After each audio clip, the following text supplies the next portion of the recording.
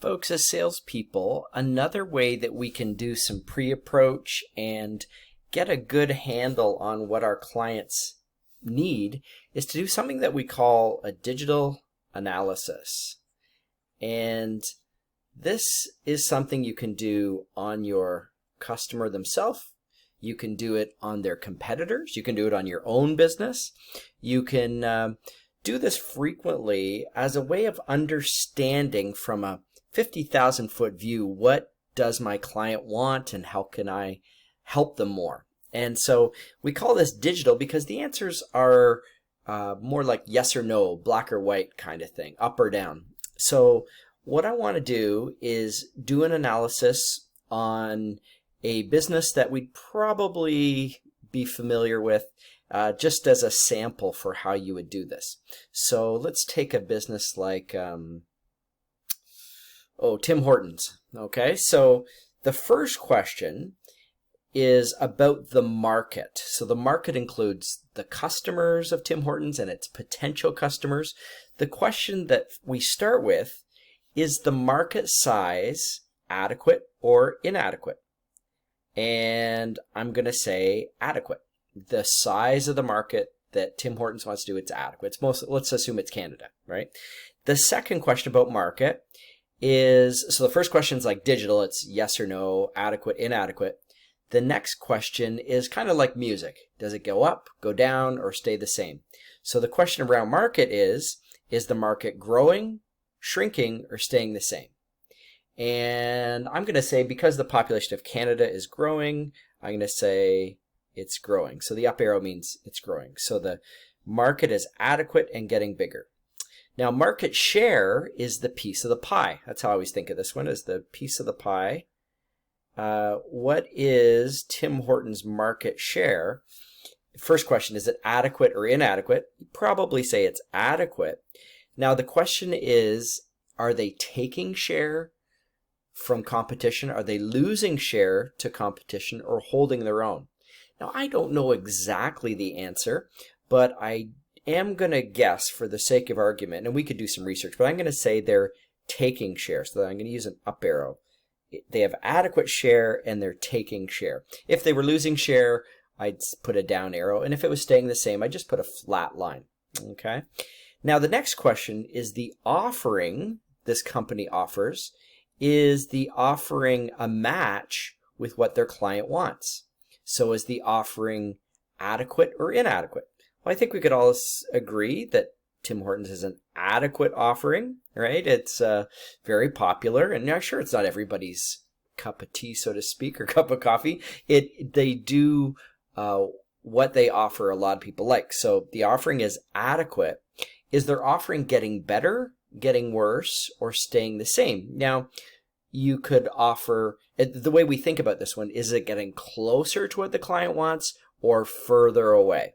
And of course, there's a variety of opinion here, but one thing I do know is that they're changing their offering. They seem to be working on it, and it seems to be gaining. So for the sake of argument, I'm going to say their offering is adequate and getting better. Okay. Next question is competition. Now, the digital question is it a factor or not a factor? And we're going to say it's a factor. And then the next question is competition getting tougher, weaker, staying the same? I'm going to say tougher. I think this industry is pretty lucrative, and I think the competition, like Starbucks and that kind of thing, is getting tougher. And yeah, so those are a couple of questions around competition.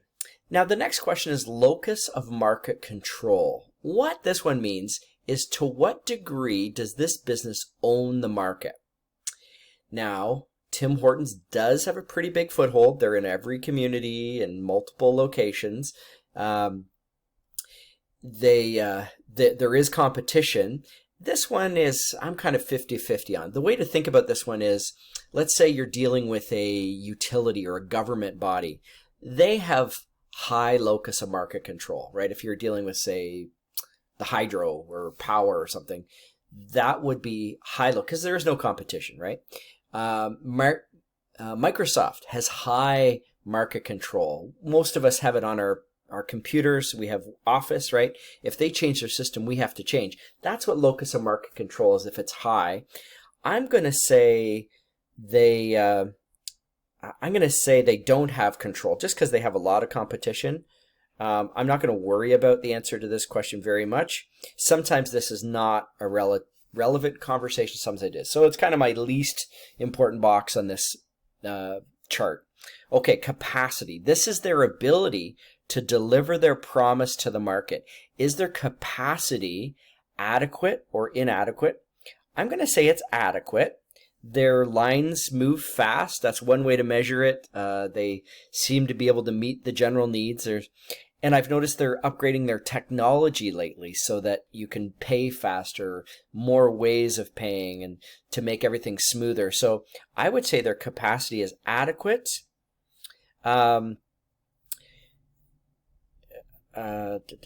know what? I'm gonna change this one just for the sake of argument. And here's what I'm thinking. Of an individual store, I know they're always having a hard time finding people, and they always are hiring. So I'm going to say they have inadequate capacity. They need more people.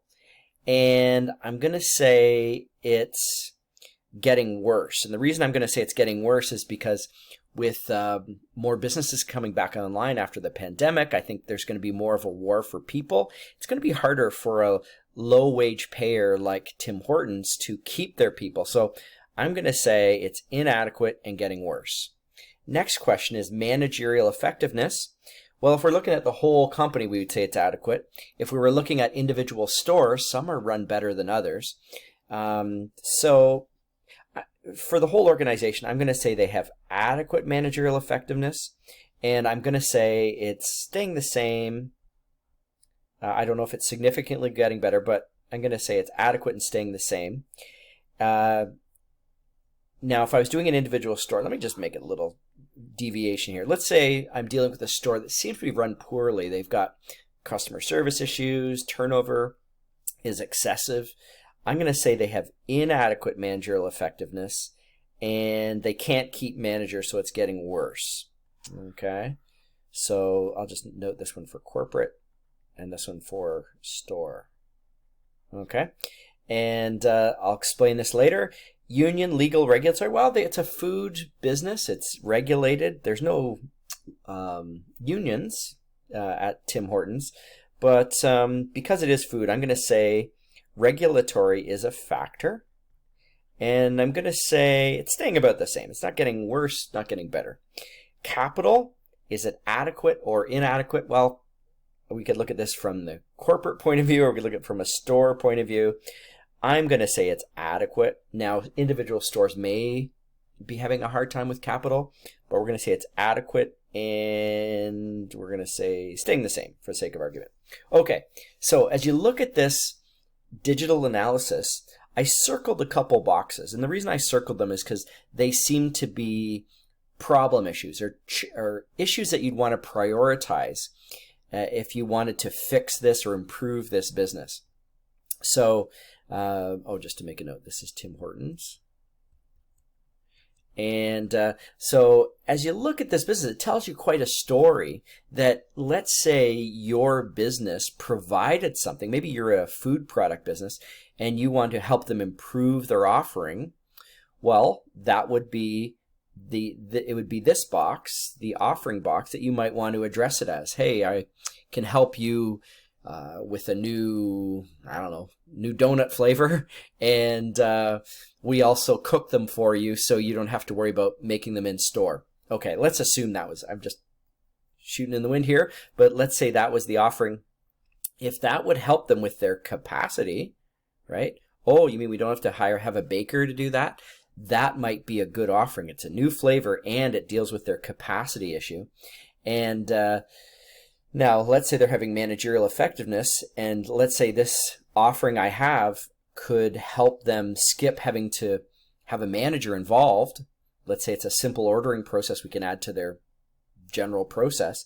Well, if that helps managerial effectiveness, frees up that manager to work on other problems, then that would be a way to position my offering.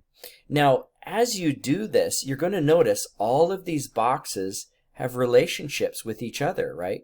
Market can affect everything. It can affect share, can affect offering. If let's say you're in the advertising business, right? Let's say you sell advertising. Well, you could maybe help Tim Hortons with their market share. Let's say they've got a good offering, but nobody knows about it. Well, that's where marketing would come in, right? Between these two boxes here. And as you look around and play around with these different, we call them elements, you'll see that all the elements play off each other.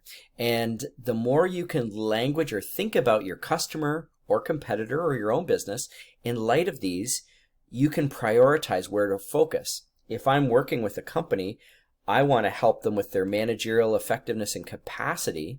So I believe managerial effectiveness, if you get better managers in, you can often deal with capacity issues. So I would say, let's start here with managerial effectiveness, then work on your capacity. Because if we don't help your capacity, that might help, or that might hurt your offering, and it could make this go down, and then that wouldn't be good, and that would affect their market share, and they may have to go into new markets. Who knows? You can play around with this, but think of these 9 elements. The 9 elements stay the same. Seldom do you add one, but these are a good way for you to think about your customers and be more intelligent in your pre-approach, so you're able to approach them with new insights that will help their business.